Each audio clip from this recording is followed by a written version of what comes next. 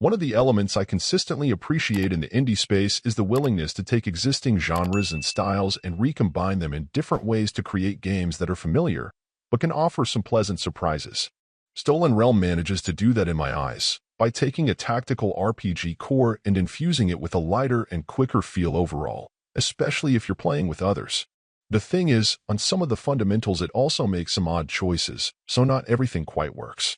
While it offers a typical array of classes for you to compose your team with, I also appreciate the pretty open-ended nature of what you're allowed to do, letting you set up your initial party however you choose, and then generally allowing you to take each character down any upgrade path you wish as they level up, helps to give the game more of a sandbox feel than normal, and that's a plus. Visually, I'd say it's a mixed bag, with some areas and creatures you face looking pretty cool in their low-poly glory and others far less inspiring. Where combat is concerned, there are some cool and effective spells and abilities you'll be able to have on tap, and with a diverse party you're absolutely able to do some damage. When you are able to play with others, this is amplified a bit further as players can make their moves in parallel, rather than waiting on one another, which can make battles feel more chaotic and exciting. While all of those elements are nice, that isn't to say there aren't some downsides. First among them is the fact that I'd consider the console controller implementation to be less than ideal for a variety of reasons.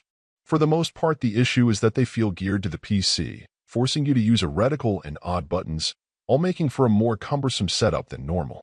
I also had issues where the game would get confused when I was trying to choose a spell and instead switch to another character because of where my reticle happened to be pointing at the time, or it would weirdly let you alter your spells mid-battle as well, which doesn't make much sense.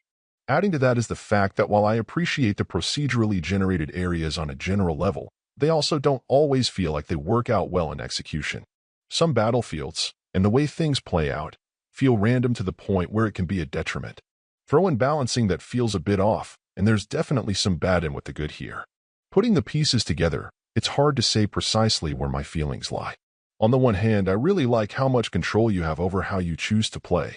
There's a freedom to it that feels fresh, even if that could likely contribute to some of the game's balancing issues.